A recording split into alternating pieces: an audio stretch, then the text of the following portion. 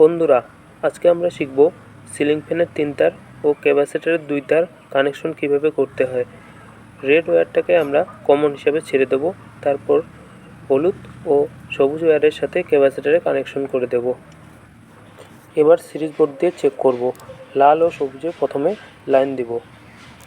লাল ও সবুজে লাইন দিয়ে ফ্যানটি উল্টো দিকে ঘুরছে। এবার লাল ও হলুদে লাইন দেব। লাল ও হলুদে লাইন দিয়ে ফ্যানটি ঠিক ঘুরছে। এবার ক্যাপাসিটর ক্ল্যাম্পে ডাইরেক্ট লাইনের তার দুটো লাগিয়ে চেক করে দেখব। প্রথমে লাল তারটা উপরে দিয়ে দেব মেন সাপ্লাইতে, তারপরে সবুজ তারটা মাঝখানে দিয়ে দেব।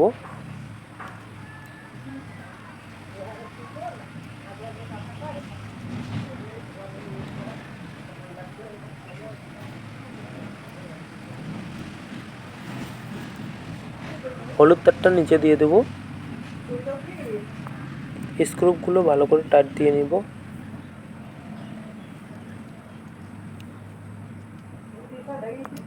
ভিডিওটি ভালো লাগলে একটি লাইক করুন, চ্যানেলটিকে অবশ্যই সাবস্ক্রাইব করে বেল নোটিফিকেশন অন করে দিন।